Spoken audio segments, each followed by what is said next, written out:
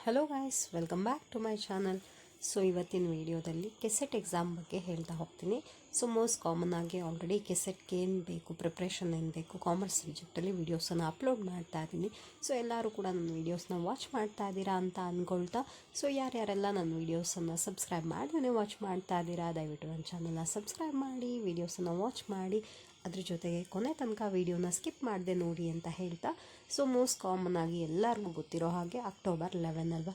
So October 11ಗೆ KSET examination tentative date announce ಆಗಿದೆ. So October 11 ಅಂತ ಅಂದರೆ ಮೋಸ್ಟ್ ಕಾಮನ್ ಆಗಿ ನಿಮಗೆ ನಾವಿವಾಗ, ಸೊ ಇವತ್ತು ನಾನೇನು ವೀಡಿಯೋ ಮಾಡ್ತಾ ಇದ್ದೀನಿ ಜೂನ್ ಎಂಡ್ ಅಲ್ವಾ. ಸೊ ಜುಲೈ, ಆಗಸ್ಟ್, ಸೆಪ್ಟೆಂಬರ್ ಅಂತ ಹಿಡ್ಕೊಂಡು ಆ 11 ಡೇಸನ್ನು ಬಿಟ್ಬಿಡಿ, ಅಕ್ಟೋಬರ್ ನಿಮಗೆ ಕರೆಕ್ಟಾಗಿ 3 ಮಂತ್ ಟೈಮ್ ಸಿಗುತ್ತೆ. ಸೊ ಆ 3 ಮಂತನ್ನು ನೀವು ಯಾವ ಥರದಲ್ಲಿ ಯುಟಿಲೈಸ್ ಮಾಡ್ಕೋಬೋದು ಮೋಸ್ಟ್ ಕಾಮನ್ ಆಗಿ ಹೇಳ್ತಾರೆ, ಯಾವುದಾದ್ರೂ ಕಾಂಪಿಟೇಟಿವ್ ಎಕ್ಸಾಮ್ನ ಪಾಸ್ ಮಾಡಬೇಕು ಅಂತ ಅಂದರೆ ಇಯರ್ಸ್ ಟುಗೆದರ್ ವರ್ಕ್ ಮಾಡಬೇಕು, ವರ್ಷಗಟ್ಟಲೆ ಓದಿದರೆ ಮಾತ್ರ ಎಕ್ಸಾಮನ್ನು ಪಾಸ್ ಮಾಡ್ಬೋದು, ಹಾಗೆ ಹೀಗೆ ಅಂತ.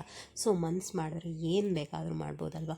ಅದಕ್ಕೋಸ್ಕರ ಹೇಳ್ತಾ ಇದ್ದೀನಿ, ಏನು 3 ಮಂತ್ಸ್ ಟೈಮ್ ಇದೆ, ಆರಾಮಾಗಿ ನೀವು ಕರೆಕ್ಟಾಗಿ ಕೂತು ಪ್ರಾಪರ್ ಸ್ಟ್ರಾಟಜೀಸ್ನ ಫಾಲೋ ಮಾಡಿದರೆ ಆರಾಮಾಗಿ ಕೆಸೆಟ್ ಎಕ್ಸಾಮ್ನ ಕ್ಲಿಯರ್ ಮಾಡ್ಕೋಬೋದು.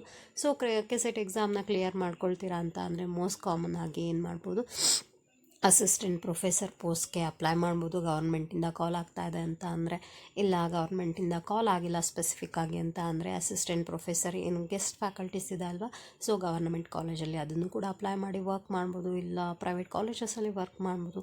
ಸೊ ಟೋಟಲ್ ಆಗಿ ಒಂದು ಎಕನಾಮಿಕ್ ಸ್ಟೆಬಿಲಿಟಿ ಅನ್ನೋದು ಸಿಗ್ತಾ ಹೋಗುತ್ತೆ ಅಲ್ವಾ ಕೆಸೆಟ್ ಎಕ್ಸಾಮ್ನ ಪಾಸ್ ಮಾಡಿಕೊಂಡ್ರೆ.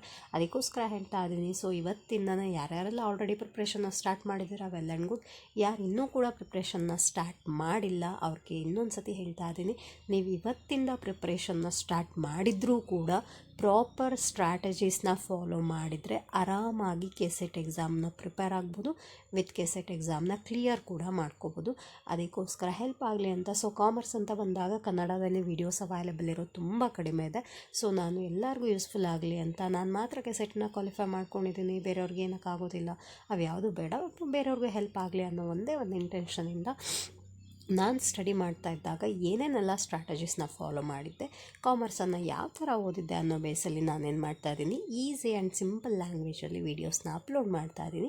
ಸೊ ಎಲ್ಲರಿಗೂ ಹೆಲ್ಪ್ಫುಲ್ ಆಗ್ತಾ ಇದೆ ಅಂತ ಅಂದ್ಕೊಳ್ತಾ, ಹೆಲ್ಪ್ ಆಗ್ತಾ ಇದೆಯೋ, ಏನೇನು ಯೂಸ್ಫುಲ್ ಆಗ್ತಾ ಇದೆಯೋ ಇಲ್ವೋ ಅನ್ನೋದನ್ನು ನನಗೆ ಕಮೆಂಟ್ ಮಾಡಿ ತಿಳಿಸಿ ಅಂತ ಹೇಳ್ತಾ, so some of the strategies ನೋಡ್ತಾ ಹೋಗೋಣ. ನಾನಂತೂ ರೆಗ್ಯುಲರ್ ಆಗಿ ವೀಡಿಯೋಸನ್ನು ಅಪ್ಲೋಡ್ ಮಾಡ್ಕೊಳ್ತೀನಿ.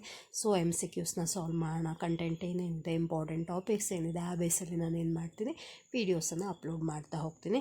ಸೊ ಮೋಸ್ಟ್ ಕಾಮನ್ ಆಗಿ ಬೆನಿಫಿಟ್ ಸಿಗುತ್ತೆ, ಪ್ರಾಪರಾಗಿ ವಾಚ್ ಮಾಡಿ ಫಾಲೋ ಮಾಡಿ ಅಂತ ಹೇಳ್ತಾ, ಸೊ ನೋಡ್ತಾ ಹೋಗೋಣ. ಈಗ ಮೋಸ್ಟ್ ಕಾಮನ್ ಆಗಿ ಎಲಿಜಿಬಿಲಿಟಿ ಏನಿದೆ, ಮಾಸ್ಟರ್ ಡಿಗ್ರಿ ಕೇಳಿರ್ತಾರಲ್ವ, ಸೊ ಪೋಸ್ಟ್ ಗ್ರ್ಯಾಜುಯೇಷನ್ ಅಂತ ಏನು ಹೇಳ್ತೀವಿ. ಸೊ ಕಾಮರ್ಸ್ ಅಂತ ಬಂದಾಗ ನೀವು ಕಾಮರ್ಸಲ್ಲಿ ಕೆಸೆಟ್ ಎಕ್ಸಾಮ್ನ ಬರೀತೀರಾ ಅಂತ ಅಂದರೆ ಏನಾಗಿರಬೇಕು, MCOM ಆಗಿರಬೇಕು. ಅದ್ರ ಜೊತೆಗೆ ಮಿನಿಮಮ್ ಪರ್ಸೆಂಟೇಜ್ ಅಂತ ಅಂದರೆ 55% ಅಂತ ಹೇಳ್ತಾರೆ ಜನರಲ್ ಅವ್ರಿಗೆ. ಸೊ ಅದಿಷ್ಟು ನಿಮ್ಮ ಹತ್ರ ಇದೆ ಅಂತ ಅಂದರೆ you are eligible to apply for the KSET exam ಅಂತ. ಸೊ ಇವಾಗ ಜುಲೈ ಫಸ್ಟ್ ವೀಕು ಅಥವಾ ಸೆಕೆಂಡ್ ವೀಕ್, ಲಾಸ್ಟ್ ಇಯರು ಕೂಡ ಜುಲೈಯಲ್ಲಿ ಅಲ್ವಾ ನೋಟಿಫಿಕೇಷನ್ ಆಗಿದ್ದು. ಸೊ ಇವಾಗಲೂ ಕೂಡ ಏನು ಮಾಡ್ತಾರೆ ಅವರು, ಜುಲೈ ಫಸ್ಟ್ ವೀಕ್ ಅಥವಾ ಸೆಕೆಂಡ್ ವೀಕಲ್ಲಿ ನೋಟಿಫಿಕೇಷನ್ನ ರಿಲೀಸ್ ಮಾಡ್ತಾರೆ. ಸೊ ಎಲ್ಲ ಡಾಕ್ಯುಮೆಂಟನ್ನು ರೆಡಿ ಇಟ್ಕೊಂಡು ಯಾವುದೇ ಥರ ಡೌಟ್ ಬೇಡ, ಆರಾಮಾಗಿ ಅಪ್ಲೈ ಮಾಡಿ, ಪ್ರಿಪ್ರೇಷನ್ನ ಪ್ರಾಪರಾಗಿ ಮಾಡ್ಕೊಳ್ಳಿ, ಎಕ್ಸಾಮ್ನ ಅಟೆಂಡ್ ಮಾಡಿ ಅಂತ ಹೇಳ್ತಾ, ಸೊ ಸ್ಟ್ರಾಟಜೀಸ್ನ ನೋಡ್ತಾ ಹೋಗೋಣ, ಏನೇನು ಸ್ಟ್ರಾಟಜೀಸ್ನ ಮೋಸ್ಟ್ ಕಾಮನ್ ಆಗಿ ಫಾಲೋ ಮಾಡ್ಬೋದು ಅಂತ. So strategies to clear the KSET examination ಅಂತ. ಸೊ ನನಗೆ ಗೊತ್ತಿರೋ ಅಷ್ಟನ್ನು ಇಲ್ಲಿ ಏನು ಮಾಡಿದ್ದೀನಿ, ಲಿಸ್ಟ್ ಔಟ್ ಮಾಡ್ತಾ ಹೋಗಿ ನಿಮಗೂ ಕೂಡ ಹೆಲ್ಪ್ ಆಗ್ಬೋದು ಅಂತ ಅಂದ್ಕೊಳ್ತೀನಿ. ಸೊ ಇವತ್ತಿಂದ ಪ್ರಿಪ್ರೇಷನ್ನ ಸ್ಟಾರ್ಟ್ ಮಾಡಿ ಅಂತ ನಾನು ಏನು ಹೇಳಿದ್ದೀನಿ. ಸೊ ಇವತ್ತಿನ ಪ್ರಿಪ್ರೇಷನ್ನ ಸ್ಟಾರ್ಟ್ ಮಾಡ್ತೀರಿ, ಯಾವ ಥರ ಸ್ಟಾರ್ಟ್ ಮಾಡ್ತೀರಾ ಅದು ಕರೆಕ್ಟಾಗಿ ಗೊತ್ತಿರಬೇಕಲ್ವ. ಅದಕ್ಕೋಸ್ಕರ ಸೊ ಕೂಲಾಗಿ ಒನ್ ಡೇ ನೀವೇನಾದರೂ ವೇಸ್ಟ್ ಮಾಡ್ತಾ ಇದ್ದೀರಾ ಅಂತ ಅಂದ್ರೂ ಪರವಾಗಿಲ್ಲ. ಸೊ ಒಂದು ದಿನನ ನಿಮಗಿನ್ನೂ ಏನಿದೆ, 3 ಮಂತ್ಸ್ ಟೈಮ್ ಇದೆ ಅಲ್ವಾ. ಸೊ 3 ಮಂತ್ ಅಂತ ಅಂದರೆ ಏನಿಲ್ಲ ಅಂದರೂ 100 ಡೇಸ್ ಟೈಮ್ ಸಿಗುತ್ತೆ ನಿಮಗೆ. ಆ 100 ಡೇಸಲ್ಲಿ 1 ಡೇನ ಕಂಪ್ಲೀಟಾಗಿ ಸಿಲೆಬಸ್ ಅರ್ಥ ಮಾಡ್ಕೊಳ್ಳೋದಕ್ಕೋಸ್ಕರ ಸ್ಪೆಂಡ್ ಮಾಡಿ. ಸೊ ಇವಾಗ ಕೆಸೆಟ್ ಎಕ್ಸಾಮ್ ಅಂತ ಅಂದರೆ ಕಾಮರ್ಸ್ ಮಾತ್ರ ಇರೋದಿಲ್ಲ. ಸೊ ಪೇಪರ್ 1 ಮತ್ತು ಪೇಪರ್ 2 ಇರುತ್ತೆ ಅಲ್ವಾ. ಸೊ ಪೇಪರ್ 1 ಏನಾಗಿರುತ್ತೆ, ಅಲ್ಲಿ ಜನರಲ್ ಪೇಪರ್ ಆಗಿರುತ್ತೆ. ಅಲ್ಲೂ ಕೂಡ ಅವ್ರು ಏನು ಮಾಡ್ತಾರೆ, 10 ಟಾಪಿಕ್ಸ್ ಏನಿದೆ 10 ಯೂನಿಟ್ಸ್ ಏನಿದೆ ಅಲ್ಲೂ ಕೂಡ ಅವ್ರು ಕೊಟ್ಟಿರ್ತಾರೆ. ಸೊ ಮೋಸ್ಟ್ ಕಾಮನ್ ಆಗಿ ಈಚ್ ಯೂನಿಟಿಂದ ಏನು ಮಾಡ್ತಾರೆ ಅವರು ಕ್ವೆಶನ್ನ ರೈಸ್ ಮಾಡ್ತಾ ಹೋಗ್ತಾರೆ. ಸೊ ಇಲ್ಲೂ ಕಾಮರ್ಸಲ್ಲೂ ಏನು ಮಾಡಿದ್ದಾರೆ 10 ಯೂನಿಟ್ನ ಫಿಕ್ಸ್ ಮಾಡ್ತಾ ಹೋಗಿದ್ದಾರೆ ಅಲ್ವಾ. ಸೊ ಇಲ್ಲೂ ಕೂಡ ಅವ್ರು ಏನಾಗಿರುತ್ತೆ ಎಲ್ಲ 10 ಯೂನಿಟ್ಸನ್ನು ಕವರ್ ಮಾಡಿಕೊಂಡು ಕ್ವೆಶನ್ನ ರೈಸ್ ಮಾಡ್ತಾ ಹೋಗ್ತಾರೆ. ಸೊ ಕಾಮರ್ಸ್ ಬೇಸಲ್ಲಿ ಏನು ಬೇಕು ಎಲ್ಲದನ್ನು ನಾನು ಕವರ್ ಮಾಡಿಕೊಡ್ತೀನಿ. ಇಲ್ಲ ಪೇಪರ್ 1ಗೂ ಹೆಲ್ಪ್ ಆಗೋ ಥರ ವೀಡಿಯೋಸ್ ಮಾಡಿಕೊಡಿ ಅಂತ ನೀವೇನಾದರೂ ಕಮೆಂಟ್ ಮಾಡಿದ್ರೆ ಅದನ್ನು ಕೂಡ ನಾನು ಏನು ಮಾಡ್ತೀನಿ ವೀಡಿಯೋ ಮಾಡಿ ಅಪ್ಲೋಡ್ ಮಾಡ್ತೀನಿ. ಆದರೆ ನಿಮ್ಮ ಟಾರ್ಗೆಟ್ ಏನು, ನಿಮ್ಮ ವರ್ಕ್ ಏನು ಅಂತ ಅಂದರೆ ಸಿಲೆಬಸ್ನ ಪ್ರಾಪರಾಗಿ ಅರ್ಥ ಮಾಡ್ಕೋಬೇಕು. ಸಿಲೆಬಸ್ನ ಅರ್ಥ ಮಾಡಿಕೊಂಡು ಯಾವ್ಯಾವುದು ತುಂಬ ಇಂಪಾರ್ಟೆಂಟ್ ಇದೆ, ಮೋಸ್ಟ್ ರಿಪೀಟೆಡ್ ಆಗಿ ಕೇಳಿರುವಂಥ ಟಾಪಿಕ್ ಇದೆ, ಅದನ್ನು ಏನು ಮಾಡಿ ನೀವು ಫೈನಲೈಸ್ ಮಾಡಿಟ್ಕೊಳ್ಳಿ, ಮಾರ್ಕ್ ಮಾಡಿ ಇಟ್ಕೊಳ್ಳಿ. ಸೊ ಆಮೇಲೆ ಏನು ಮಾಡಬೇಕು, divide the syllabus into weekly and monthly targets ಅಂತ. So weekly and monthly targets ಅಂತ ಅಂದರೆ ನಿಮಗೆ ಇವಾಗ ಸಿಗ್ತಾ ಇರೋದು ಹಾರ್ಡ್ಲಿ 3 ಮಂತ್ ಅಷ್ಟೇ. ಸೊ ಆ 3 ಮಂತಲ್ಲಿ ಎಷ್ಟು ಟಾಪಿಕ್ಗಳನ್ನು ಯಾವ್ಯಾವಾಗ ಕವರ್ ಮಾಡ್ಬೋದು. ಸೊ ಇವತ್ತಿನ ದಿನ ನಾನೇನು ಮೋಸ್ಟ್ ಕಾಮನ್ ಆಗಿ ಟೈಮ್ ಟೇಬಲ್ ಹಾಕ್ಕೋಬೇಕು ಅಂತ ಹೇಳ್ತೀವಿ. ಟೈಮ್ ಟೇಬಲ್ನ ಏನು ಮಾಡಬೇಕು, ಪ್ರಿಪೇರ್ ಮಾಡ್ಕೋಬೇಕು, ಅದನ್ನು ಪ್ರಾಪರಾಗಿ ಫಾಲೋ ಮಾಡಬೇಕು, ಅದು ಕಂಪಲ್ಸರಿ ಆಗಿರುತ್ತೆ ಅಲ್ವಾ. ಸೊ ಈ ಒಂದು ವೀಕ್ ಈಗ 1 ಮಂತ್ ಅಂತ ಅಂದರೆ ನಮಗೆ 4 ವೀಕ್ಸ್ ಇರುತ್ತೆ. ಅದರಲ್ಲಿ ನಾವು ಪೇಪರ್ 1 ಮತ್ತು ಪೇಪರ್ 2 ಏನಿದೆ ಯಾವ್ಯಾವ ಇಂಪಾರ್ಟೆಂಟ್ ಟಾಪಿಕನ್ನು ಕವರ್ ಮಾಡ್ಬೋದು ಅನ್ನೋದನ್ನ ಪ್ರಾಪರಾಗಿ ಪ್ಲ್ಯಾನ್ ಮಾಡ್ಕೊಳ್ಳಿ. ಅದ್ರ ಜೊತೆಗೆ ಕಾಮರ್ಸನ್ನು ಮಾತ್ರ ಫೋಕಸ್ ಮಾಡೋದಲ್ಲ, ಟೀಚಿಂಗ್ ಆ್ಯಪ್ಟಿಟ್ಯೂಡು ಮತ್ತು ರೀಸನಿಂಗ್ ಏನು ಪೇಪರ್ 1 ಇದೆ ಅಲ್ವಾ. ಸೊ ಅದನ್ನು ಕೂಡ ಏನು ಮಾಡ್ತಾ ಹೋಗಿ ಪ್ರಾಪರಾಗಿ ಪ್ರಾಕ್ಟೀಸ್ ಮಾಡ್ತಾ ಹೋಗಿ. ಆದರೆ ನೀವು ಎಲ್ಲಿ ಮ್ಯಾಕ್ಸಿಮಮ್ ಟೈಮನ್ನು ಸ್ಪೆಂಡ್ ಮಾಡಬೇಕು, ಟೈಮನ್ನು ಕೊಡಬೇಕು ಅಂತ ಅಂದರೆ ಪೇಪರ್ ಟು ಅಂತ ಅಂದರೆ ಬೇರೆ ಏನೂ ಅಲ್ಲ, ಕಾಮರ್ಸ್ ಪೇಪರ್ ಏನಿದೆ ಅಲ್ವಾ. ಸೊ ಅದಕ್ಕೆ ನೀವು ಮ್ಯಾಕ್ಸಿಮಮ್ ಟೈಮನ್ನು ಸ್ಪೆಂಡ್ ಮಾಡಲೇಬೇಕು. ಯಾಕೆ ಮ್ಯಾಕ್ಸಿಮಮ್ ಟೈಮನ್ನು ಸ್ಪೆಂಡ್ ಮಾಡಬೇಕು? ಸೊ ಇದು ಸಬ್ಜೆಕ್ಟ್ ಸ್ಪೆಸಿಫಿಕ್ ಕ್ವೆಶನ್ಸ್ ಇರುತ್ತೆ, ಸ್ಪೆಸಿಫಿಕ್ ನಿಮಗೆ ಟಾಪಿಕ್ಸ್ ಇರುತ್ತೆ. ಅದ್ರ ಜೊತೆಗೆ ಮ್ಯಾಕ್ಸಿಮಮ್ ಮಾರ್ಕ್ಸ್ ಕವರ್ ಆಗೋದು ಕೂಡ ಪೇಪರ್ 2 ಅಲ್ಲೇ. ಪೇಪರ್ 2 ಅಲ್ಲಿ 200 ಮಾರ್ಕ್ಸ್ಗೆ ನೀವೇನು ಮಾಡ್ತೀರಾ, ಅಟೆಂಡ್ ಮಾಡ್ತೀರಾ. ಸೊ ಪೇಪರ್ 1 ಏನಿರುತ್ತೆ 50 ಕ್ವೆಶನ್ಸ್ ಇರುತ್ತೆ, 100 ಮಾರ್ಕ್ಸ್ ಕಂಡಕ್ಟ್ ಮಾಡ್ತಾರೆ ಅಲ್ವಾ. ಸೊ ಪೇಪರ್ 2 ಏನಾಗಿರುತ್ತೆ 100 ಕ್ವೆಶನ್ಸ್ ಇರುತ್ತೆ, ಅದನ್ನು ಅವ್ರು ಏನು ಮಾಡ್ತಾರೆ 200 ಮಾರ್ಕ್ಸಿಗೆ ಕನ್ವರ್ಟ್ ಮಾಡಿರ್ತಾರೆ. ಅದಕ್ಕೋಸ್ಕರ ನಿಮಗೆ ಮಾರ್ಕ್ಸ್ ಜಾಸ್ತಿ, ಸ್ಕೋರ್ ಜಾಸ್ತಿ ಮಾಡೋ ಪಾಸಿಬಿಲಿಟೀಸ್ ಇರೋದು ಕೂಡ ಪೇಪರ್ 2ನಲ್ಲೇ. ಅದಕ್ಕೋಸ್ಕರ ಪೇಪರ್ 2ಗೆ ಮ್ಯಾಕ್ಸಿಮಮ್ ಟೈಮನ್ನು ನೀವೇನು ಮಾಡ್ತಾ ಹೋಗಬೇಕು, ರಿಸರ್ವ್ ಮಾಡ್ತಾ ಹೋಗಬೇಕು. ಅದ್ರ ಜೊತೆಗೆ ಶಾರ್ಟ್ ನೋಟನ್ನು ಮೋಸ್ಟ್ ಕಾಮನ್ ಆಗಿ ಗೊತ್ತಿರುತ್ತೆ, ಪ್ರಿಪೇರ್ ಮಾಡ್ಕೋಬೇಕು.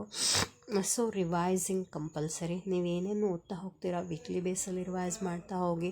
ಸೊ ಕಾನ್ಸೆಪ್ಟನ್ನು ಪರ್ಫೆಕ್ಟ್ ಮಾಡ್ಕೊಳ್ತಾ ಹೋಗಿ. ಸೊ PYQ ಸಾಲ್ವ್ ಮಾಡೋವಂಥದ್ದು. ಸೊ PYQ ಸಾಲ್ವ್ ಮಾಡೋಕ್ಕೆ ನಾನಂತೂ 100% ಹೆಲ್ಪ್ ಮಾಡ್ತೀನಿ. ಸೊ ಆ PYQs ಏನೇನಿದೆ ನಾನು ಆಲ್ರೆಡಿ ನನ್ನ ಹತ್ರ ಇದೆ, ನಿಯರ್ಲಿ 10 ಇಯರ್ಸ್ ಏನು ಕ್ವೆಶನ್ ಪೇಪರ್ಸ್ ಇದೆ ಅಲ್ವಾ. ಸೊ ಅದನ್ನು ನಾನು ವಿಡಿಯೋ ಮಾಡಿ ಅಪ್ಲೋಡ್ ಮಾಡಿ ನಿಮಗೆ ಯೂಸ್ಫುಲ್ ಆಗೋ ಥರ ವೀಡಿಯೋಸನ್ನು ಅಪ್ಲೋಡ್ ಮಾಡ್ತಾನೆ ಇರ್ತೀನಿ. ಸೊ ಅದನ್ನು ಕೂಡ ಸಾಲ್ವ್ ಮಾಡ್ತಾ ಹೋಗಿ. ಮತ್ತು ನಿಮ್ಮ ಹತ್ರ ಅವೈಲೇಬಲ್ ಇರುವಂಥ ಸೋರ್ಸ್ ಇದ್ದರೆ ಅದನ್ನು ಕೂಡ ರೆಫರ್ ಮಾಡಿ ಸಾಲ್ವ್ ಮಾಡ್ತಾ ಹೋಗಿ ಅಂತ ಹೇಳ್ತಾ ಇದ್ದೀನಿ. ಸೊ ನೆಕ್ಸ್ಟ್ ಏನು ಮಾಡ್ಬೋದು, ಮಾಕ್ ಟೆಸ್ಟ್ಗಳನ್ನು ಅಟೆಂಡ್ ಮಾಡ್ಬೋದು. ಸೊ ಇವಾಗಂತೂ ಸೋಷಿಯಲ್ ಮೀಡಿಯಾ ಥ್ರೂ ಬೇಕಾದಷ್ಟು ಮಾಕ್ ಟೆಸ್ಟ್ಗಳು ಅವೈಲೇಬಲ್ ಇರುತ್ತೆ. ಸೊ ವೀಕ್ಲಿ ಬೇಸಲ್ಲಿ ಮಾಕ್ ಟೆಸ್ಟ್ಗಳನ್ನು ಅಟೆಂಡ್ ಮಾಡ್ತಾ ಹೋದರೆ ನಮ್ಮ ಫಾಸ್ಟ್ ಕೂಡ ಏನಾಗ್ತಾ ಹೋಗುತ್ತೆ, ಇನ್ಕ್ರೀಸ್ ಆಗ್ತಾ ಹೋಗುತ್ತೆ. ಅಂದರೆ speed of analysing the questions ಅಂತ. ಅಷ್ಟೇ ಅಲ್ಲ, ಸ್ಪೀಡಾಗಿ ಆನ್ಸರ್ ಮಾಡೋ ಕೆಪಾಸಿಟಿ ಜೊತೆಗೆ ಮಿಸ್ಟೇಕ್ಗಳನ್ನು ಕೂಡ ಅನಲೈಸ್ ಮಾಡ್ತಾ ಹೋಗ್ಬೋದು. ಸಡನ್ನಾಗಿ ಎಕ್ಸಾಮ್ ಹಾಲ್ಗೆ ಹೋಗಿ ಡೈರೆಕ್ಟಾಗಿ ಎಕ್ಸಾಮ್ ಬರೆಯೋ ಬದಲು ಮಾಕ್ ಟೆಸ್ಟ್ಗಳನ್ನು ಅಟೆಂಡ್ ಮಾಡಿದರೆ ನಮಗೊಂದು ಕಾನ್ಫಿಡೆನ್ಸ್ ಕ್ರಿಯೇಟ್ ಆಗ್ತಾ ಹೋಗುತ್ತೆ. ಅದಕ್ಕೋಸ್ಕರ ಏನು ಮಾಡಬೇಕು, ಮಾಕ್ ಟೆಸ್ಟ್ಗಳನ್ನು ಅಟೆಂಡ್ ಮಾಡ್ತಾ ಹೋಗಬೇಕು. ಸೊ ಇದಿಷ್ಟು ನಾನು ನಿಮಗೆ ಕೊಡ್ತಾ ಇರೋವಂಥ ಸ್ಟ್ರಾಟಜೀಸ್.